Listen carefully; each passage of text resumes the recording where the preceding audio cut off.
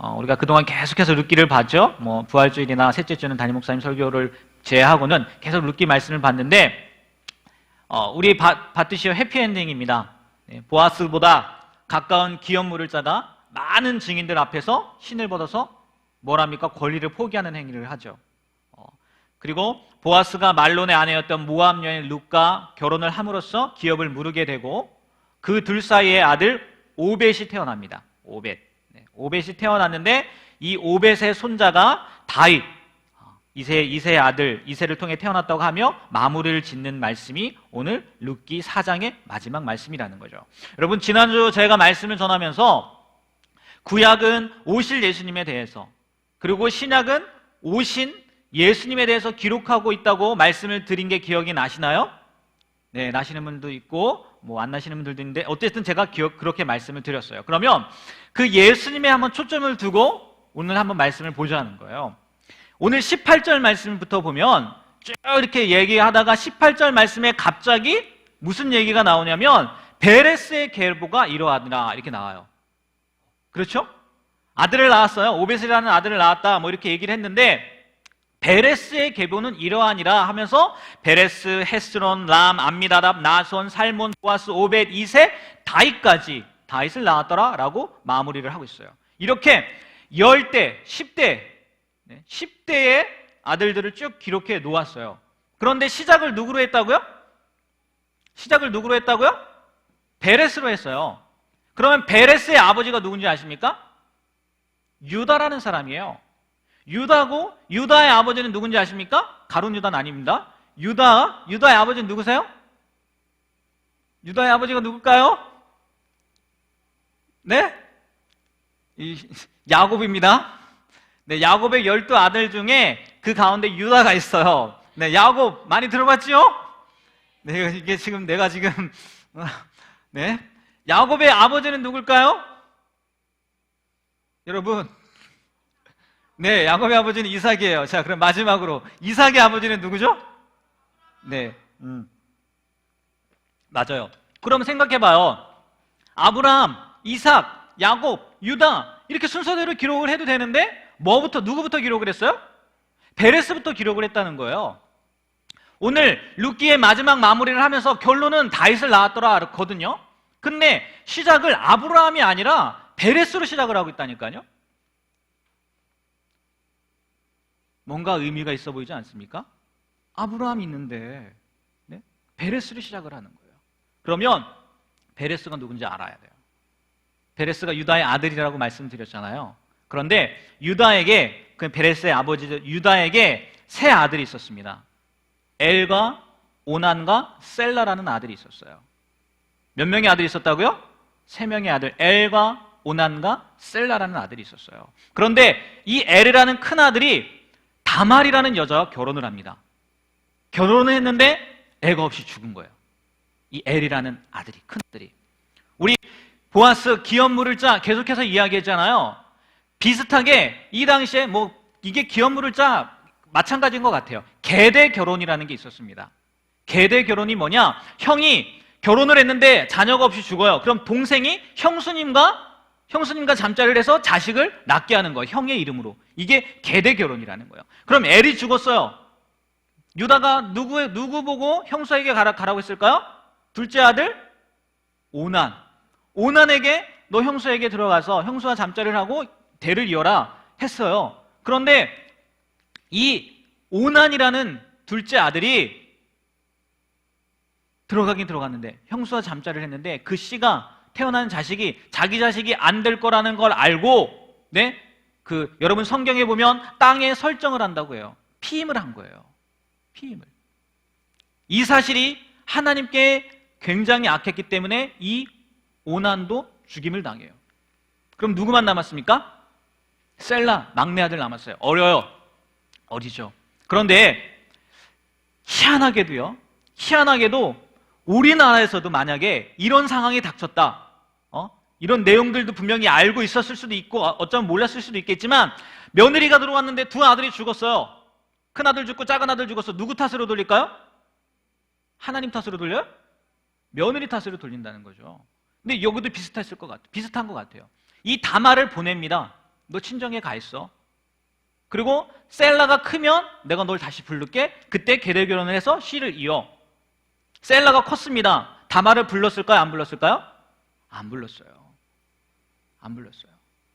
다말이 바보가 아닌 이상 지금 시아버지죠. 시아버지가 왜 자기를 안 부른다고 생각을 할까요? 왜요? 아마 셀라도 죽지 않을까. 그리고요, 성경에도 보니까 그 아버지 유다가 뭐라고 표현을 했냐면 셀라도 그 형들같이 죽을까 염려해서 다말을 부르지 않았다고 해요. 이렇게 시간이 흘렀습니다. 그런데요, 마침 이 시아버지 유다도 상처를 했어요. 아내가 죽었어요. 유다가 이 다말이 사는 동네에 털을 깎기 위해서 온 거예요. 양털을 깎으러 온다는 소식을 들은 거예요. 다말이 무슨 행동을 했냐? 창녀로 변장을 한 겁니다. 창녀로 변장을 해서 이 시아버지와 만나요. 시아버지와 만나서 잠자리를 한 거예요. 잠자리를 해서 낳은 아들이 누구냐? 지금 베레스라는 거예요. 그런데 베레스가요, 혼자만 나온 게 아니라 임신을 했는데 쌍둥이를 낳아요. 쌍둥이를 잉태했어요. 베레스가 원래는요, 둘째였어요. 첫 번째가 나와서 이제 산파가 와서 애를 낳는데 첫 번째 애가 나오려고 손이 나온 거예요. 그래서 쌍둥이니까 표시를 해야 되나. 그래서 홍색실로 묶어놨는데 이 베레스라는 둘째가 그 손을 집어넣고 자기가 먼저 나왔어요. 그래서 이 베레스의 뜻이 뭐냐? 터짐, 해치고 나옴의 뜻이라는 거예요. 그런데 지금 이 베레스를 통해서 누가 나왔다고 지금 말씀하고 있는 거예요? 다윗이 나왔다고 말씀을 하고 있는 거예요. 이 막장 드라마가 이게 생각해 보세요. 네? 아브라함 넣어도 됐다고요. 근데 베레스를 넣었다니까요. 만약 다말이 이런 행동을 하지 않았다면 오늘 말씀의 마지막 다윗이 나왔을까요? 나오지 않았을까요? 안 나왔을 거예요. 다윗이라는 인물이 베레스를 통해서 나오지 않았겠죠.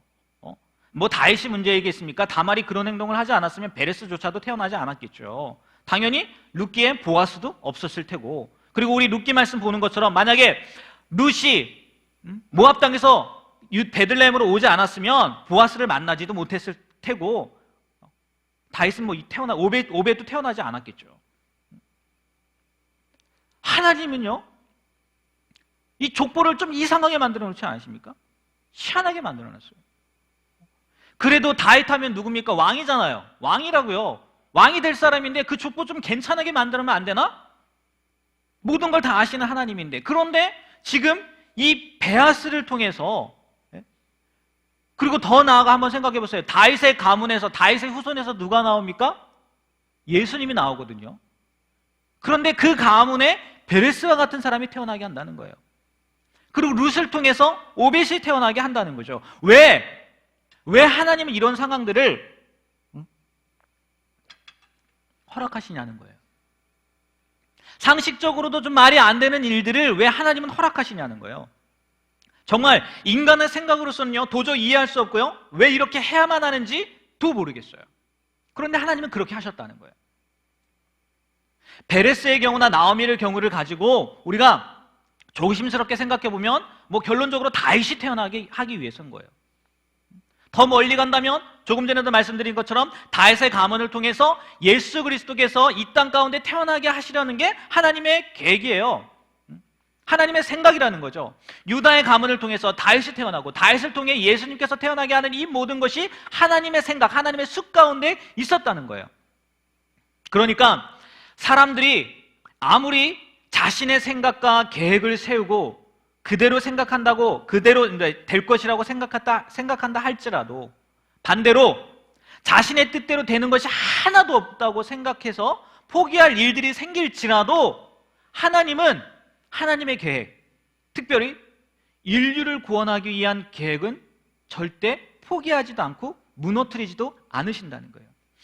그래서 시아버지 유다와 며느리 다말을 통해서 베레스를 태어나게 한 것도 막지 않으신 거고, 그 후손인 늙은 남자 보아스와 그리고 이방 여인 룻을 통해 오벳을 태어나게 한 것도 막지 않으셨다는 거예요. 어쩌면 막지 않으셨다는 표현보다는 오히려 그것을 조장하신 것처럼 느껴지기도 해요. 우리는 이 사람들의 삶만을 보고 그들만이 눈에 보였지만 하나님의 눈에는 그들이 끝이 아니라 하나님의 인류 구원 계획 가운데 있는 다윗과 예수님까지도 이 땅 가운데 보내기 위해서 그런 계획을 세웠다는 거죠. 모든 일의 초점이 누구에게 맞춰져 있다는 거예요? 예수님에게 맞춰 있었다는 거예요. 하나님에게는. 이렇게 성경의 모든 기록은요, 예수님께 초점이 맞춰져 있다는 거예요. 그래서 이런 표현 있지 않습니까? 우리 역사를 뭐라고 합니까? 영어로 히스토리라고 하잖아요. 그의 이야기, 그분이 누구예요? 예수님의 이야기, 뭐 이렇게 표현하기도 해요. 뭐 처음 들어보시나요? 아마 들어보셨을 거예요. 그런데 여러분, 이거는요, 우리는 성경을 지금 얘기하니까 예수님, 다윗과 예수님에게만 적용되는 내용이 아니라는 거예요. 인류 구원의 계획, 그건 하나님의 계획 가운데 있었던, 다 예수님이 태어나는 거 맞지만 이게 예수님에게만 하나님이 이런 계획을 갖고 있는 게 아니라 누구에게도 이런 계획을 갖고 있다고요? 우리에게도 하나님은 동일한 계획을 갖고 계시다는 거예요. 그래서 흔히들 이런 얘기 많이 합니다. 한 부부가 있었어요. 이 부부가 있었는데 남편은 매독에 걸렸어요. 성병이죠. 매독에 걸린 남자고 아내는 폐결핵에 걸렸어요. 둘이 결혼을 했는데 아이를 낳습니다. 첫째 아들을 낳아요. 매독균 때문에 눈을 멉니다. 둘째를 낳았습니다. 둘째는 낳자마자 죽어버렸어요. 그리고 또 셋째를 낳았어요. 셋째도 아들이에요. 이번에는 눈이 먼 게 아니라 귀를 먹어버렸어요. 귀가 안 들려요. 그리고 네 번째 아들은 어머니의 폐결핵이 유전돼가지고 폐결핵 환자예요. 그런데 지금 이 부부가 새로 아이를 임신하게 되었어요. 임신 4개월이에요. 여러분이 산부인과 의사라면 어떤 결정을 내리시겠어요? 네? 여러분이 산부인과 의사라면 어떤 결정을 내리시겠냐는 거예요. 아마 솔직한 마음으로 이 부부를 위해서나 태어날 아이를 위해서 아이를 지어야 한다고 생각할 수도 있어요. 아마 그 생각 갖고 있는 분들도 계실 거예요. 그러면 지금 그 사람은 누굴 죽였냐? 베토벤을 죽였다는 거예요. 누굴 죽였다고요? 베토벤을 죽였다는 거예요. 그 가정에서 5번째로 태어난 아이가 베토벤이었다는 거예요.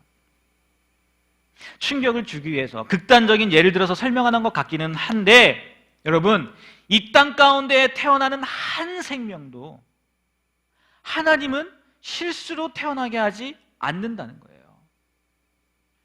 그리고요, 그 한 생명은 너무나 소중하고 그를 향한 하나님의 계획은 아무도 알 수 없다는 걸 알려준다는 거죠.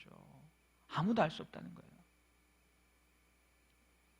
그러나 사람들의 생각에는, 사람들입니다. 하나님이 아니라 사람들의 생각에는 정말 이렇게 태어나는 게 맞는가? 이런 가정 형편에서 태어나는 것이 정말 하나님의 뜻인가? 아니, 하나님께서 살아계신다면 어떻게 이러한 일들이 일어나게 하는 거지? 라고 생각하는 일들이 수없이 많이 일어난다는 거죠.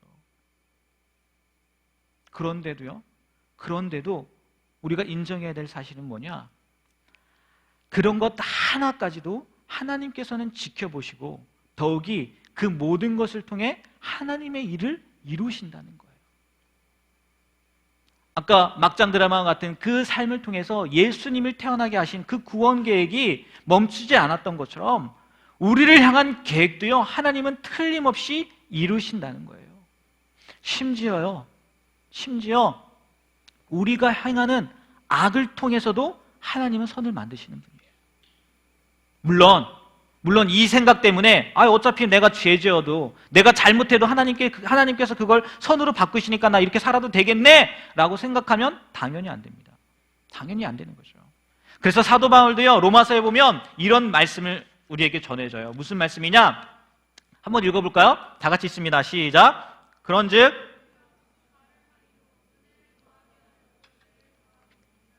그럴 수 없느냐? 죄에 대하여 죽은 우리가 어찌 그 가운데 더 살리요? 죄 가운데가 은혜가 있으니까, 하나님이 악도 선으로 만드시니까 그럼 우리 죄 가운데 아니라는 거예요. 우리는 거듭난 사람이기 때문에, 하나님 품으로 돌아온 사람이기 때문에 믿음으로 죄 가운데 살면 안 된다는 거죠. 하나님은요, 예수님을 탄생시킨 그 계획만 갖고 계신 게 아니라 여러분을 탄생시킨, 여러분을 이 땅 가운데 오게 하신 계획도 갖고 계시다는 거예요. 우리가 부르는 찬양 중에 그런 찬양이 있지 않습니까? 당신은 사랑받기 위해 태어난 사람. 그 다음 뭐죠? 당신의 삶 속에서 그 사랑 받고 있지요. 그 다음에 후렴 부분에 이런 말이 나오죠. 태초부터 시작된 하나님의 사랑은 당신이 이 세상에 존재함으로 인해 우리에게 얼마나 큰 기쁨이 되는지. 태초가 언제입니까? 말 그대로요, 세상이 창조된 순간이에요. 어쩌면 그 전일 수도 있어요. 그런데 그때부터 여러분들을 향한, 우리를 향한 하나님의 계획과 사랑이 있었다는 거예요. 유다와 다말, 보아스와 룻, 나중에 뭐 다윗과 밧세바, 이것도 뭐 막장이죠. 예? 그리고 마리아와 요셉에게만 있었던 것이 아니라 저를 비롯한 여러분 한 사람 한 사람을 향한 하나님의 계획이 있다는 거예요. 그래서 이 세상에서 아무리 보잘 것 없고 내세울 것 없고, 심지어 어떤 분들은 이런 생각이 가질 수도 있을 것 같아요. 내가 왜 이 땅에 있는 거지?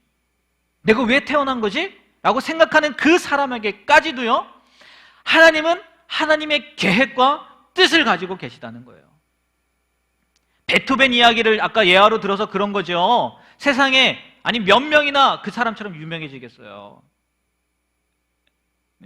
우리가 너무 대단한 사람들 얘기만 들어가지고 기가 그냥 고급이 된 거지. 예? 그들은 그들대로, 또 우리는 우리대로 하나님의 뜻과 계획이 있다는 거예요. 그리고요, 무엇보다 가장 중요한 거, 이 세상에서 가장 위대하고 뛰어난 사람이 되는 것보다 더 중요한 거, 그게 뭐냐면 바로 우리도 이 족보 가운데, 다윗을 낳았더라 했잖아요. 그 족보 가운데 우리도 들어가야 된다는 거예요. 다른 말로 하나님의 자녀가 되는 것, 천국 백성이 되는 것, 이것이요 하나님께서 우리를 위해 계획해 놓으신 가장 큰 계획이라는 거예요. 그 족보에 들어가는 사람은 하나님의 자녀가 된다는 것에 대해서 오해하지 않으셨으면 좋겠어요. 믿음으로 구원받는다는 말을 이렇게 표현하는 것 뿐이니까. 여러분 생각해 보세요. 아무리 우리의 가문이, 우리의 족보가 왕의 족보이고 뛰어나다 할지라도요, 결국 우리는요, 우리가 가진 능력이나 재능, 그런 것으로 살게 돼요. 물론 어느 정도 그 가문의 혜택은 받죠. 지금 뭐 금수저, 은수저, 흑수저 얘기하는 받겠죠. 예? 어느 정도가 아니라 어쩌면 많이 받을 수도 있을 것 같아요. 그런데 그 족보로 말미암아 구원받는 일은 결코 없다는 거예요.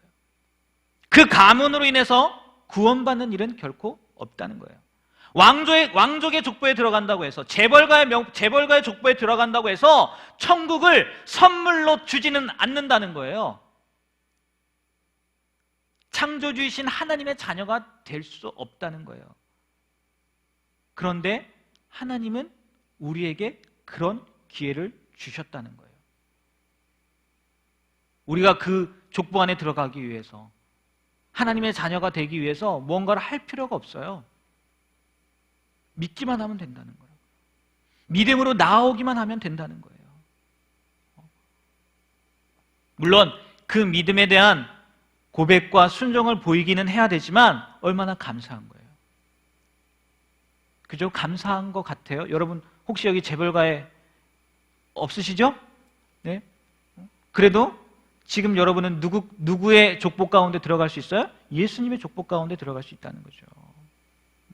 이것이 바로 하나님께서 태초부터 우리를 위해 계획해 놓으신 수였다는 거예요. 거기에 부가적인 선물로, 부가적인 겁니다. 있을 수도 있고 없을 수도 있다는 얘기예요. 부가적인 선물로 룻과 나오미처럼 이 세상에서 실패한 인생이라도 하나님의 은혜의 소식을 듣고 하나님의 말씀을 들었을 때 믿음으로 나오면 그에 따른 은혜, 복, 흔히 복이라고 하죠. 그것까지도 주신다는 거죠. 부가적으로.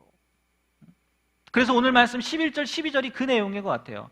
11절, 12절 한번 읽어볼까요? 11절, 12절 말씀, 오늘 말씀입니다. 자, 다 같이 한번 읽어보겠습니다. 11절, 12절. 성문에 있는 모든 백성과 장로들이 이르되 우리가 증인이 되나니 여호와께서 내 집에 들어가는 여인으로 이스라엘의 집을 세운 라헬과 레아 두 사람과 같게 하시고 내가 에브랄에서 유력하고 베들레헴에서 유명하게 하시기를 원하며 여호와께서 이 젊은 여자로 말미암아 내게 상속자를 주사 내 집이 다말이 유다에게 낳아준 베레스의 집과 같게 하시기를 원하노라 하니라. 아멘. 기업 물을 자의 의무를 성실히 이행한 보아스에게 하는 축복입니다. 보아스에게 하는 축복이기도 하지만 어디 이게 보아스만의 일이냐는 거예요. 보아스와 결혼한 룻, 그리고 룻과 함께한 나오미에게도 동일한 복이겠죠. 그리고 11절 12절 말씀에 이렇게 읽어봤지만 그 내용도요, 여자에 대한 내용이에요. 여자들, 라헬과 레아와 같은 은혜, 그리고 다말이 낳은 베레스와 같은 은혜, 이런 부가적인 은혜도 주신다는 거예요. 여러분, 우리 옆에 있는 분에게 한번 그렇게 인사할까요? 당신이 바로 그 사람입니다 라고. 네, 당신이 바로 그 사람입니다. 네, 당신이 바로 그 사람이라는 거예요. 맞다니까요. 여러분이 바로 그 사람이라는 거예요. 룻이고 보아스고 다말이고 베레스고 또 다윗이라는 거예요. 다만 우리의 씨를 통해서 예수님이 태어나진 않겠죠. 이미 태어났으니까. 하나님께서 함께 하신다면, 하나님이 우리와 함께 하신다면, 하나님의 숫 가운데 여러분이 있다는 것을 믿는다면 이 사실은 틀림이 없다는 거예요. 믿으시길 바랍니다. 그리고 희망을 가지시길 바라요. 하나님은요, 우리도 똑같이 생각하고 똑같이 사랑하고 계시다는 거예요. 예수님을 향한 계획과 이야기가 이 성경이라면, 우리 아까 찬양도 했던 것 같은데, 우리를 향한 계획과 이야기는 바로 여러분의 인생이라는 거예요. 하나님께서요, 여러분의 인생을 통해서 하나님의 계획을 이루신다는 거예요. 기대하시길 바랍니다. 하나님께서 나의 인생을 통해서 하실 일들에 대해서 기대하시길 바라요. 하나님이 함께 하신다면 하나님의 뜻을 이룰 테니까. 인생 이야기 말씀드렸는데, 말씀을 마치기 전에요, 추가로 하나 더 생각해 보고 싶은 내용이 뭐냐면 바로 17절 말씀이에요. 17절 말씀에 보면 룻과 보아스 사이에 태어난 아이의 이름이 뭘까요? 오벳이에요. 오벳. 오벳이 이새를 낳고 이새가 다윗을 낳는데 오벳인데, 이 오벳이라는 뜻을 봤더니 섬기는 자, 예배자라는 뜻이 있더라고요. 아마도 나오미를 봉양하고 섬기는 자의 의미로 그렇게 이름을 지었을 수도 있을 거예요. 그런데 이상한 거는 룻이 오벳을 낳았는데 성경은 나오미에게서 아들이 태어났다고 이렇게 말씀하고 있기는 해요.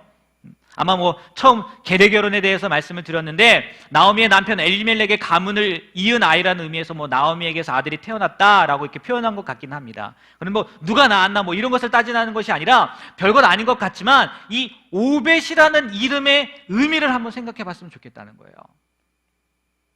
오벳의 의미가 뭐라고요? 섬기는 자, 예배자라고 말씀드렸어요. 이렇게 우여곡절 끝에 태어난 기업 물을 자의 관계를 통해 태어난 아이의 이름이 예배자라는 거예요. 예배자. 여러분, 이것이요 바로 우리의 본분이라는 거예요. 오벳에게만 이름 지어진 게 아니라 우리의 본분이 예배자라는 거예요. 무슨 얘기냐? 지금 기업 물을 자를 통해서 오벳이 태어났죠?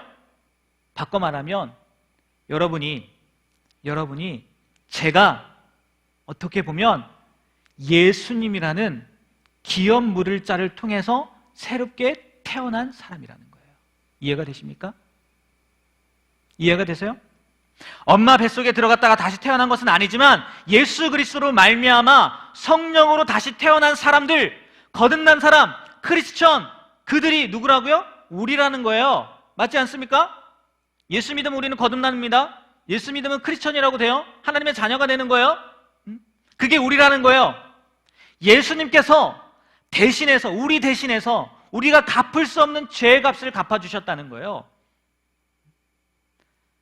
룻에게는, 나오미에게는 기업 물을 자가 없었는데 보아스라는 기업 물을 자, 대신한 자를 통해서 오벳이 태어났다는 거죠.